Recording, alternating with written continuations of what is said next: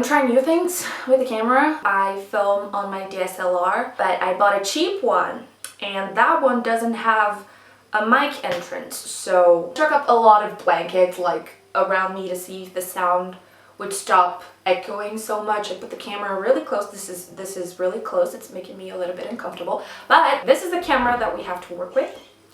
This is what we're going to keep working with. I'm not gonna buy another one. Also, this look, very tropical, a very tropical makeup, even though it's winter in Brazil right now, so it's actually cold for Brazilian standards. Actually, this isn't a shirt, this is actually a dress. I'm wearing sweatpants under my dress. Yes, I'm very flexible. Yes, it's because of pole dancing. I never mentioned this in this channel. Yes, I actually have been pole dancing. I have been a pole dancer for the past 4 years. I also haven't been on the studio for the past 5 months because quarantine. I do have a pole bar that used to be in my living room, but I tried to drunk climb it during quarantine and it fell on me and nearly broke like my TV, so I decided that I was just gonna wait for quarantine to pass to get back to pole dancing because today we are here to do my, oh god, I can't do this because you'll see my sweatpants. Hi. So today we're actually here to do my July wrap up. For July, I actually read read 9 books. 2 books better than last month, so you know, we're doing some improvement here. Also, by the way, I just have to do this quick little plug real quick. If you're not aware, the Latinx readathon is still going strong. By the time this video goes up, it's gonna be in the tail end of the readathon, like right in the middle. So I'm gonna link all of the contacts for the Latinx readathon in the description below, so you can check that out. The first book that I read in July was Hot Acid by Layne. You might recognize Layne for the lukewarm caucasity of the book that I read last month called Hard Sell. Hot Acid follows pretty much the same structure. There is an investor, Wonder Boy, there is a secretary. Yeah, there isn't much to this book. But again, I actually needed this. You know how when you go to what's it called when you go to fancy restaurants and they have like the palate cleanser? These kinds of books are like palate cleansers for me, okay? Because I had just finished the Henna Wars, and as we recall, I was emotionally unstable about that, so I needed something to be like, okay, let's just not use our brain cells too much. So it was perfect for that. Apparently there's a first book in the series. It's probably a pun on investment terms again. I tried to get my friends who are investment people to read it, but none of them wanted to, so I won't have a non-voices review. I'm sorry. I shouldn't do that. Okay. Yeah, so basically I gave Hot Acid 3 out of 5 stars. It was okay, average, you know, white. It was very white. That's all we need to know. You know, it was just a flavorless meal, you know, but you know, sometimes when you're a bit sick, your stomach is a little bit off. No flavor, also wasn't bad, just average. However, the next book that I read wasn't just flavor, it was the whole spices shelf, okay? It was just, the next book that I read was Get a Life, Chloe Brown by Talia Hibbert. I am going to insert footage of how exactly I felt once I was done with this book.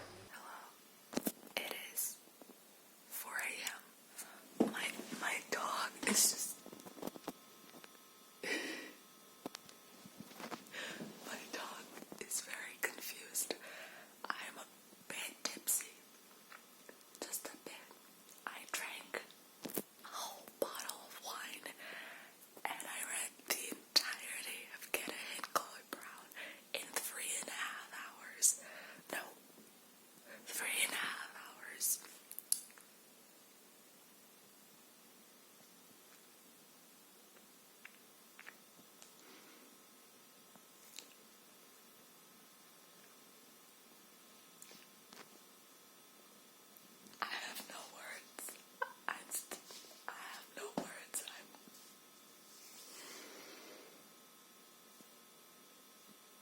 Basically, Get a Life, Chloe Brown follows a girl called Chloe Brown, and she goes through a near-death experience, which is almost hit by a truck, and she suddenly realizes that her life is very boring and that if she were to die in that exact moment, basically there wouldn't be much to talk about in terms of what she has done with her life, so she decides to get a life. Pretty self-explanatory there. She decides to move away from her parents and have her own life, her own apartment, her own independency. But also, Chloe also struggles with some chronic illness, and specifically the chronic illness that Chloe struggles with is fibromyalgia. Then Chloe meets I think it's like an apartment manager or something. I've watched like so many reviews and no one really quite understands what's Red's job exactly. Basically, he is the manager for the apartment, but he's not necessarily the what's the name of the guy that everybody hates because they don't work? Landlord. He's not the landlord, but he works for the landlord as a manager for the needs of the people of the apartments. And his name is Redford, short Red. He has a bunch of tattoos, he has a very soft soul, and he's a painter. Yes, his name is Red, and he has red hair. I know. I am weak for it. Actually, like, Red and Chloe get off to a very rough start. Red has his own reasons to be wary of very wealthy people, while Chloe is just trying to get a life and it's just like, why is this guy being so snappy to me? Like, what the fuck? But eventually, like, they come together and they strike up this romance. It's just really cute and By the way, spoilers, okay? A ton of spoilers in this video. I have feelings, I want to talk about them, I want to discuss them. Just be prepared for spoilers, okay? I'm gonna try not to spoil much, but you know. My impressions about Get a Life, Chloe Brown. I have a couple of things that I want to discuss, or a couple of things that I want to point out. The first thing is fibromyalgia. Now, Chloe in the book develops fibromyalgia as a response to a traumatic event. And I do not have fibromyalgia. I have another type of chronic illness. My mom actually has fibromyalgia, and in my mom's case it was a reaction to her radiation therapy that she had to go through. My mom had breast cancer in 2017. She's great, it's fine, she's completely recovered, but she actually had to go through radiation therapy and she developed fibromyalgia as a reaction to that. The worst about conditions such as fibromyalgia is that it's not a very well understood condition, and when it comes to chronic pain, no one really quite understands why the pain begins, why the pain stays, and what exactly you can do to kind of, you know, ease the pain besides just piling up on painkillers. And I do think that Chloe had a very healthy approach to it. There is this one part in the book, it was so interesting because she was like, oh, he thought that he could fix me with his dick, and when that didn't work, he just left. And I don't have fibromyalgia, but I do have a chronic pain condition issue that is called myofascial syndrome. Now, myofascial syndrome is a sort of muscle tissue disorder slash condition, which was like, you know, like tension spots in your muscles that like get sore and you have to press it out. It's like that, but I have that all over my shoulders and back. So on a good day, I'm usually like a 2 on the pain scale, but like there was this one time that I thought that I was going to have both of my arms amputated because I was like, there is something very wrong because this hurts so much and I don't understand that. And the worst part is that, and I think as fibromyalgia and other nerve conditions or muscle conditions, I went to the hospital and no one could see anything, so people were like, are you really in pain? And I was like, no, I'm here crying because I like how tears feel on my face. Infuriating, anyhow. But I have been in relationships where, you know, my partner at the time did not really quite understand what a chronic disease and chronic pain is. Yeah, Chloe nailed it, and this book also nailed it. Trying to navigate your life when you have a chronic illness sometimes can be very frustrating because not everybody will understand what it is to live with chronic pain. Another thing that I thought was pretty interesting, Chloe and Red's relationship, top notch. Communication, snatched. Everything about them, amazing. Red calling Chloe button, God. It was just like every time that he'd be like, she's as cute as a button, I would be like, God. Basically, the dynamic between the two of them I thought was really cute. I've heard a couple of reviews saying that there was too much sex, but I will make a defense for the sex in Get a Life, Chloe Brown, because it's very common for, especially YA books, it's very common for YA books to depict sex. Like, it's not very graphic, but it's also very unrealistic. There was a little bit of discourse about this on my timeline a while ago when people were like, oh, sex isn't like it is in the books, it's actually much worse. And that is not the point that I'm going for. But I do think that literature, especially YA literature, puts like some very unrealistic standards when it comes to sex and sexual experiences. I said it on Twitter that I feel like I'm everybody's like big sister or anything, but let me tell you something, okay? Sex will not shatter mountains. Y'all know exactly what I'm talking about. So if you're like thinking about bumping uglies with someone and you think like you're gonna get out like mountains shattered and the sky falling, it's not gonna happen that way. Sometimes you do have very bad experiences, but sometimes you do have very good experiences. And I feel like the sex that was written in Get a Life, Chloe Brown was A, very healthy, very communicative, very attentive, very, very hot. Yes, but it was also very realistic in a way, and you know, it was good sex. You could see that it's good sex, but it's very realistic, and I thought that that was like an interesting thing, because to have like such a realistic sex scenes with realistic bodies and people with realistic needs, it's not about the mountains shattering. Sometimes it's the journey along the way. The book community isn't sleeping on Get a Life, Chloe Brown, because everybody's been talking about it, but I do think that the book community is sleeping on the debate that could have had when it comes to positive sex depictions and also positive sex talk and just being sex positive in general, and you know, a realistic depiction of what good sex looks like. I really like that this book did this. Like, Talia Hibbert, amazing. If you couldn't tell, I gave Get a Life, Chloe Brown 5 out of 5 stars. Amazing, great.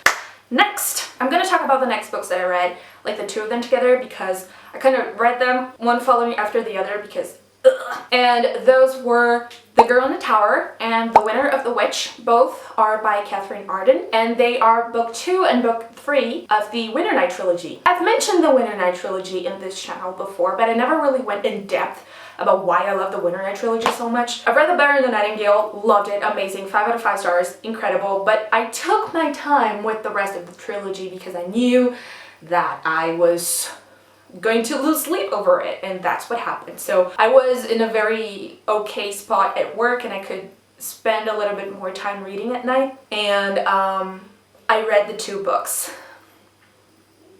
Let's just say that there is something about the god of death falling for a feral witch child that appeals to my cold heart. Basically, if you don't know, The Bear and the Nightingale follows this girl Vasya, and Vasya is the only one in her family who can actually see the household spirits and the household entities, which were very common in medieval Russia, which was when this story was set. The first book kind of ends in a cliffhanger of sorts, and book 2 and book 3 follow Vasya as she tries to find her way, not only in the world of people, being a woman who wants more than just either go to a convent or marry and have babies, but also as being the one person who can connect the spiritual world and the human world. I have so many things I love about this book. I could sit here and talk about this book for like a grand total of 3 hours and 57 minutes. The dynamic between Morozko, who is the god of death,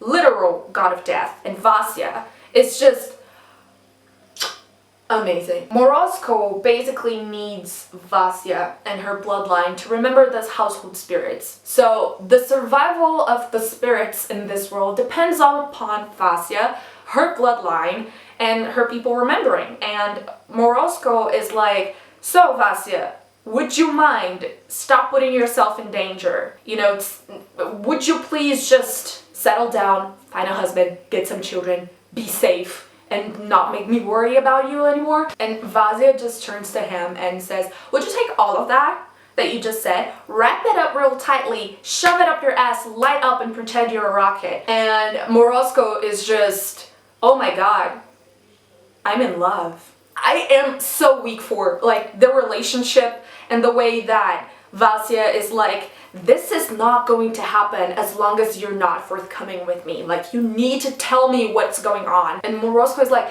I shouldn't be even talking to you. You're mortal. This is wrong. I'm not talking to you anymore. Goodbye. This is the last time. And all the forest spirits are just like, sure, Jan. But there's also something very interesting. First of all, Katherine Arden does amazing, incredible world building. She actually has a degree in Russian history and Russian language, so she actually knows what she's talking about. Unlike a book called Wicked Saints, it's very noticeable when you read the book that she not only has a whole bunch of knowledge about the universe and the world and the setting and the time, but she also has a huge amount of knowledge about this part of Russian culture, and she knows how to work this into a story that is just so mind-blowingly amazing, and talk about some very interesting themes in the background also. And she has like such a care to explain to the reader all of the aspects of Russian culture that people may not be familiar with, such as naming. Yes, Leigh Bardugo, this is a jab at you and your complete lack of knowledge when it comes to Russian names. Yes, Alexander Mozarova.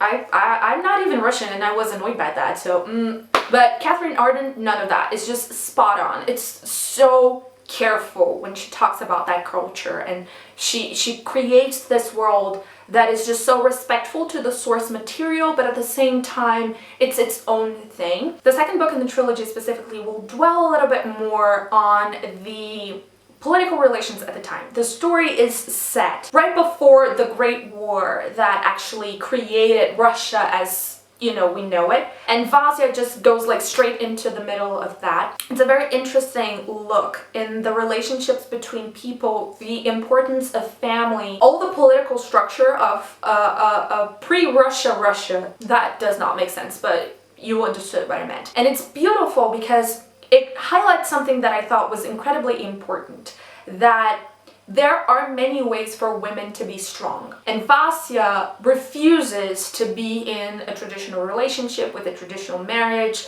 She refuses to go be sent off to a convent and spend her life in prayer and contemplation. But her sister, Olga, lives a life in a tower with other women, but she's also extremely strong, and she's a key part in actually solving the messes that will happen along the way. And it's interesting because it shows that women can have power, agency, and strength, A, under the direst of circumstances, and B, in many different ways. So it's very interesting the way that Katherine Arden will create this family relationship. And then in the third book, there's a lot of politics as well, but it's like this spiritual world that was so strong in the first book and the political human world that was so strong in the second book actually came together in the third. Also, by the way, can we talk about the bath scene? I'm weak just thinking about it. One thing that I thought was so interesting is that at a certain point in the book, Vasya is called a witch, and she's literally sent to the pyre. And she was branded a witch not because she had any powers or because she saw things, but she was branded a witch because she dared speak about those things and she dared act in the way that her heart told her to. So it's a very interesting concept of being like, yeah, a witch isn't necessarily someone who is evil. Sometimes it's just someone who will disrupt a little bit the fabric of society at the time. One thing that I felt a little bit weird about the book was that at a certain point, I think it's in the end of the second book and the beginning of the third, something like that, the one-eyed bear, who is, you know, the evil or the villain of the story, he falls in love with another villain of the story. And they have this really weird relationship, which, you know, it's not queer baiting nor queer coding. Like the two characters don't act like really queer, and one of the villains, like, it's not like he's redeemed, but it's shown that he actually really cared for this other guy. But being the only LGBTQ plus relationship in the book, I was like, that's an odd choice. Like, I've talked to a couple of people who are like, well, but, you know, they are very twisted people, so they have very twisted loves, which I can understand. But that being the only LGBTQ plus relationship in the book, I was like, that doesn't sit right with me. So because it's actually more developed in the third book, I gave The Girl in the Tower 5 stars, and I gave The Winter of the Witch 4.5 out of 5 stars. But The Winter of the Witch has the bath scene, which...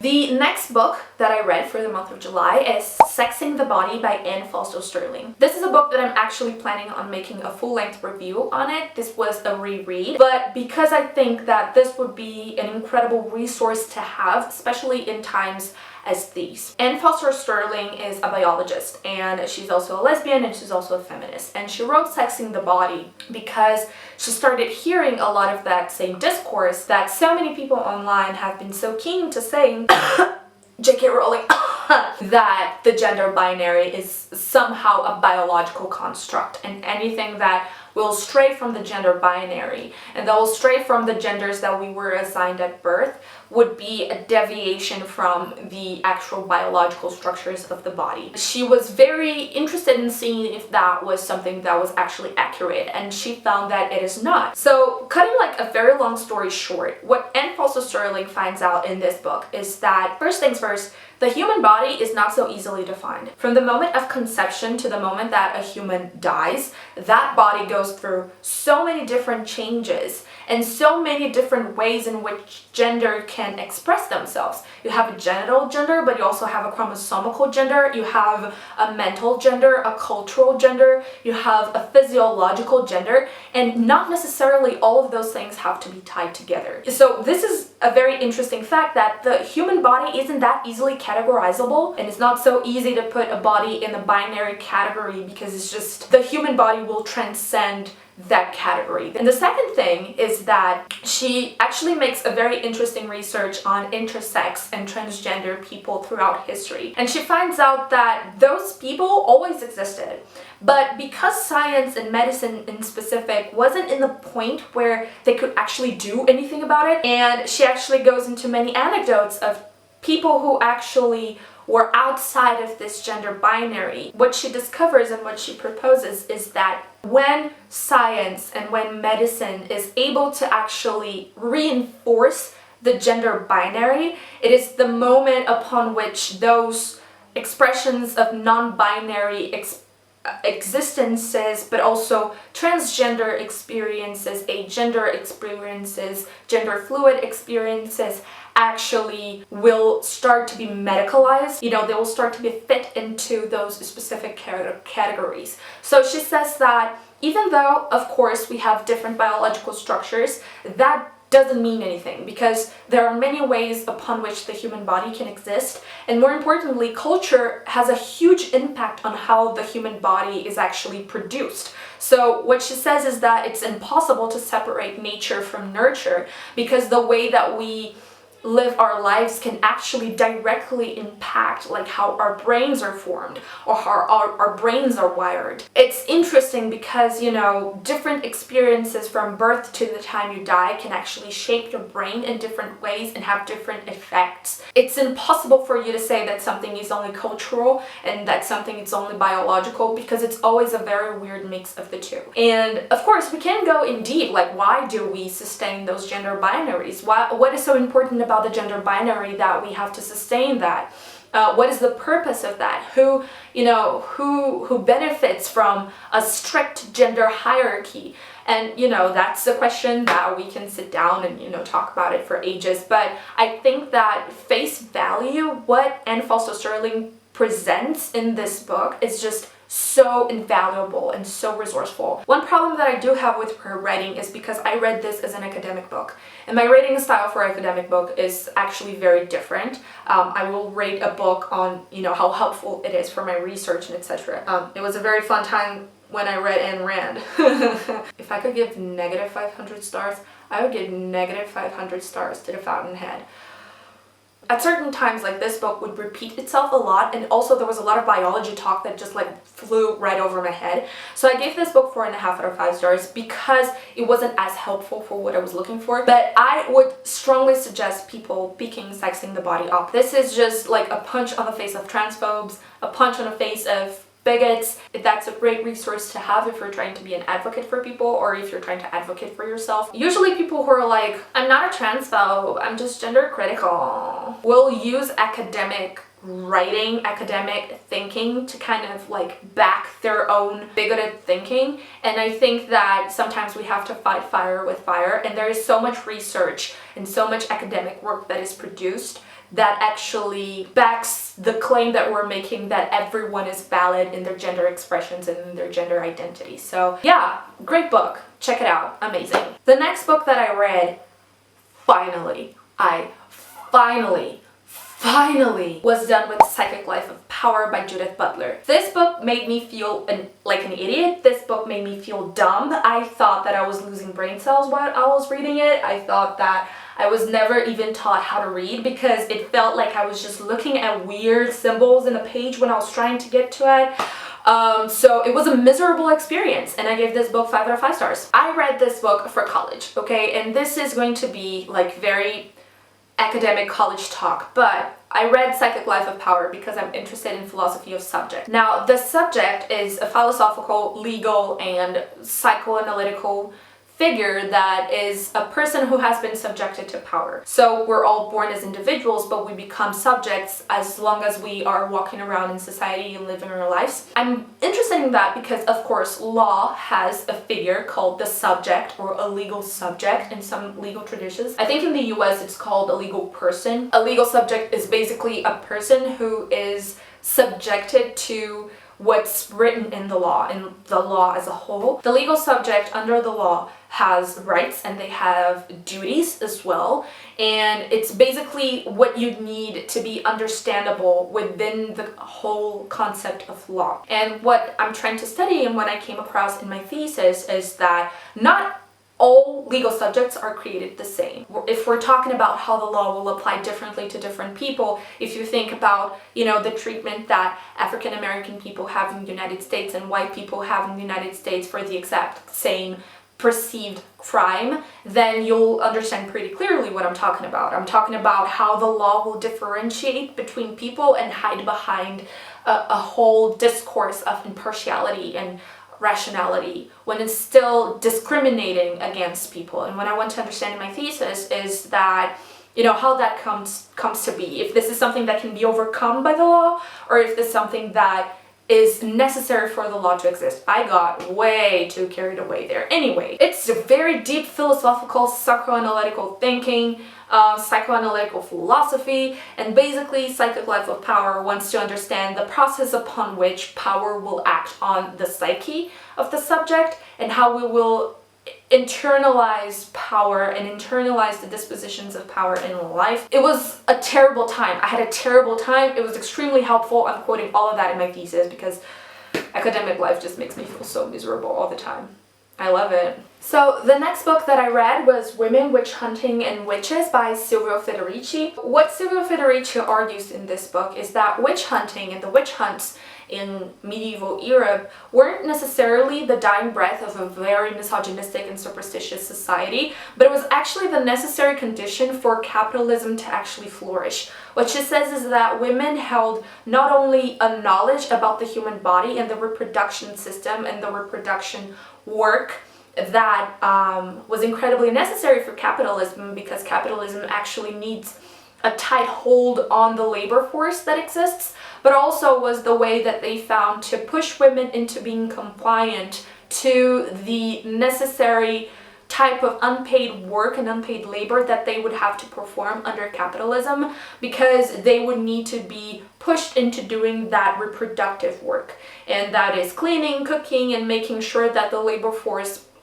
actually has conditions to go out and work, and doing that unpaid labor that would allow life to perpetuate itself, besides pushing out of more workers outside of their nether regions. So this is actually a pretty interesting book. If you've never had contact with Silvia Federici's work, I would definitely recommend picking this one up. This is the Brazilian edition. By the way, I just want to point out, Brazilian publishing, the most aesthetically pleasing, but however, this one was kind of a bummer to me because I thought she was going to go a whole lot more in depth about the matter of witch hunting and witches, and this felt pretty superficial because I had already read this one. This one is Caliban and the Witch. Remember what I said about Brazilian publishing? Look at this book and tell me I'm lying. Caliban and the Witch basically is the first work that Silvia Federici actually sits down to talk about primitive accumulation, which is the primordial ways in which capitalists would appropriate of wealth and create their own private wealth. And she would talk about how the domination of women's bodies was actually going to be an integral part of this process. This book is so in-depth. It's just, it goes into like the smallest amount of detail, and also talks a whole lot about the gender binary, which I was talking about in Sexing the Body, talking about how the gender binary was actually necessary to perpetuate a labor force and to keep a labor force under control, and the witch hunts was actually the first movement that would allow for that control of the female body. This book is incredibly interesting and it's so in-depth, and because I had already read this one, when I read Women, Witch Hunting and Witches, it kind of felt a little bit too empty for me. I give it 4 out of 5 stars because I think it was an interesting read, and it's definitely a good place to start if you're not familiar with the whole Silvia Federici canon. But because I was already familiar with her work and I was actually looking for a little bit more depth into the matter, it just felt a little flat for me. So for the next book, you have to understand about me that I'm a liar. I lied. I said I wasn't going to read it. I read it. Fuck it. Whatever. The next book that I read for the month was King of Scars by Leigh Bardugo. This is the first book in the King of Scars duology, which is called the Nikolai duology, but poor Nikolai doesn't have the time of the day. Basically, King of Scars is set after the events of Six of Crows and Crooked Kingdom, and after the events of the Grisha Trilogy. It follows Nikolai and his advisors as they try to, fix Ravka, which is simple work, except not really, and, a whole bunch of really weird shit happens. This book, okay, what happens is that Six of Crows and Crooked Kingdom do not need the plot and the intricacies of what happened in the Grisha Trilogy to be understood or even to make sense. And I'm not saying that, you don't have to read the Grisha Trilogy to read Six of Crows and Crooked Kingdom type of way. I mean that in a way that the story is far enough removed from the events of the Grisha Trilogy that whatever happened there doesn't really affect what happens in this duology. But in comparison, King of Scars needs all of the major and minor plot points that happened in the Grisha Trilogy. And that makes it even more evident that the Grisha Trilogy had some serious plot problems that came because Leigh Bardugo wasn't experienced as a writer at the time. And what it felt like while I was reading King of Scars was that Leigh Bardugo was trying to fix the problems that she herself had caused. And what this made was that the book was a hot mess. This book was a flaming hot mess. The plot was kind of all over the place. By the way, Nina's chapters,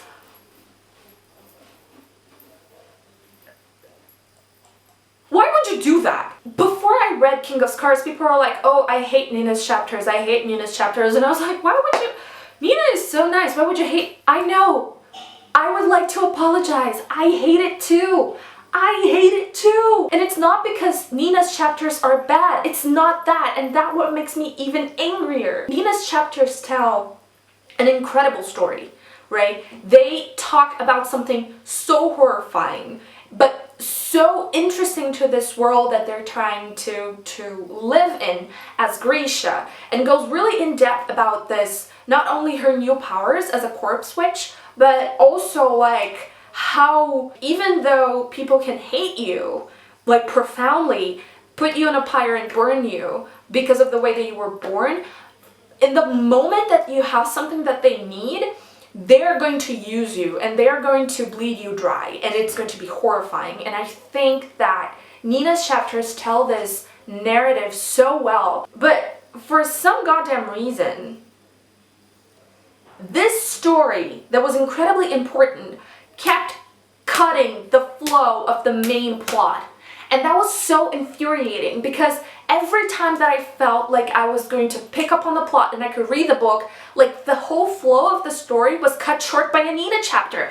It was so infuriating. I just want to take Leigh Bardugo's hands and ask her, who hurt you? What was going through your head? Were you drunk? Were you high? And some people might be, oh, but it might connect in the later book in the duology. And okay, it might, but that still means that the flow of King of Scars is constantly interrupted by Nina's chapters, and that annoyed me so goddamn much.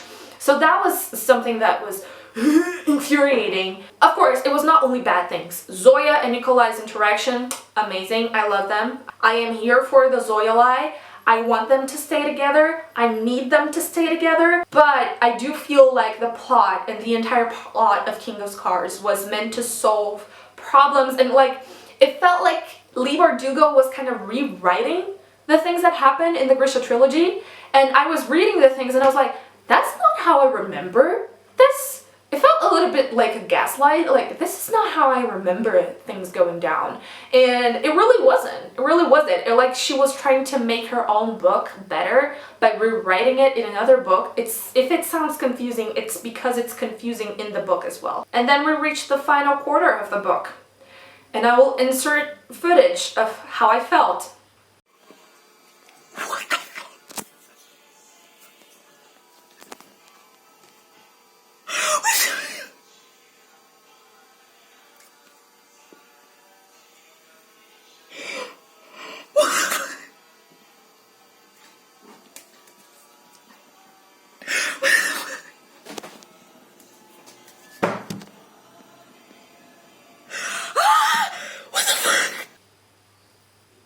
After this humiliating moment in which I was forced to bite my own tongue and take back all of the cursing that I made, I am ashamed to say that I gave King of Scars 4 out of 5 stars. I'm eager for the second one. I was not expecting the ending. The ending caught me off guard. I was not spoiled for some goddamn miracle, but yeah, the book is a hot mess. I love it. There's nothing else I can say about it. This is why I can't read more than 10 books a month, okay? Because if I read more than 10 books a month, my wrap-ups would be feature-length films, so, you know, it happens. The last book that I read for the month of July was Circe by Madeleine Miller. Circe is a retelling of the story of the witch, or the sorceress Circe, of Greek mythology. Circe was a strange read for me. I don't even really know how to explain what I felt about this book. What happens is that, first things first, I don't even have to make a plot summary, like it's a myth. What happens in the myth, you can, you know, she gives her own spin on the myth, but basically it's pretty accurate to the mythology of the thing. And basically it follows Circe, who is the daughter of the sun Titan Helios, and a lot of things happen and Circe ends up in exile. Circe reads a lot like a character study to me. So this is not a plot-driven story at all. This is a story that focuses on the character of Circe and how Circe developed throughout the years. Like I said, Circe is a very difficult book for me to actually talk about. I'm not really sure where even to begin with it. I absolutely adore Madeleine Miller's writing, and I think her writing is very poignant, it's very beautiful. Her descriptions of things are amazing. When she started to describe Circe's island, that was so beautiful. I don't know if Song of Achilles is actually like a plot-driven story, but Circe reads a lot like a character study, which I love. I love character studies, and I do think that Circe is a character interesting enough to have a full novel just studying how she develops. But then I had like it's not necessarily an issue, it's not a problem, it's a thing. I have a thing. Circe goes through some shit, okay? And it's not light shit, it's some heavy shit. She goes through some very heavy shit. And pretty early on in the book, it's settled that Circe understands pretty clearly that witchcraft is discipline, and it's hard work, and it's labor, and it's something that you have to kind of like do every day and practice every day, otherwise you won't get it right. And it's pretty clear that Circe is a very passive sort of character. Like, she reacts a lot. It's things happen to her and she reacts accordingly. So passive in that sense. But one thing that I was like, this is weird, is Circe goes through so much. You know, like I said, it's clear that she has to be a very disciplined person to be able to do the things that she does. It is so much like that it reads a little bit like acceptance and just like, that's how things are and there's nothing I can do about it. So there isn't a lot of rage in Circe, and there isn't a lot of rage about her own situation. It's because like I can't even like sit down and talk, like there's so much shit that happens to her. Like any reasonable person would have called quits like way before. And Circe just goes like, well shit. And this is kind of like a defeat, like accepting defeat or something. And it's not weird. I've seen people talk like that and act like that, you know, accept what has been given to them. But Circe, canonically and in the mythology, was a fearsome witch. And Circe in the book just didn't quite read like that. Again, I'm not saying that I didn't like the book. I really did. And I think that in the end of the book, more towards the end of the book, Circe kind of comes up to herself and be like, yeah, you know, fuck you. And she does, like, very quietly, very, you know, poised, which, you know, love that for her. Circe's final interaction with Helios is just amazing. But I do feel like it took her way too long to reach that moment in the book, you know, for her to actually do something for herself for once and not just react to the shit that the world kept throwing at her. I really like the ending of the book. I think, like, it matches the whole aesthetic of it, but the thing about Circe is that I like my witches to be angry, and Circe just really wasn't. Maybe this is something personal about my own taste on how I see witches and how I like my witches. It's possible for women to be strong in many different ways. And like I said, like Olga in the Winternight trilogy, Olga is a woman who lives in traditionally feminine woman roles at the time, but she's very strong. Shit keeps being thrown at her, but she also reacts a lot to the shit that is thrown at her. She doesn't just passively accept all that is happening, and I feel like this is not the case with Circe. I do understand that, you know, discipline and, you know, patience and etc. is the key for witchcraft in that specific world, but I just felt like Circe was just too ready to accept everything that was going on. There are a couple of moments in the book that she will stand up for herself, like when she first turns the men into pigs. This is not a spoiler, this is the mythology. She turns everyone into pigs. I wish she kept doing that. She will start to stand up for herself, and then something will happen and she'll be just like, oh, that's too much trouble, I won't do that anymore. Like I said, Circe is a very difficult book for me to talk about. I'm not really still certain of my thoughts of it. If you have read Circe, I really want to hear what you thought of it. If you think I'm right, if you have another interpretation of it. Honestly, I just want to understand this book at this point. I'm lost and confused. But yeah, so end of the story. I gave Circe 4 out of 5 stars. This was my July wrap-up. It was a pretty good reading month, dare I say. Pretty good reads, interesting books, very high ratings. I am pretty satisfied. Like I said in the beginning of the video, the Latinx readathon is still going on, so feel free to read a little bit more of that. But yeah, this was my July wrap-up. I hope you guys enjoyed it, and I will see you guys the next time. Bye!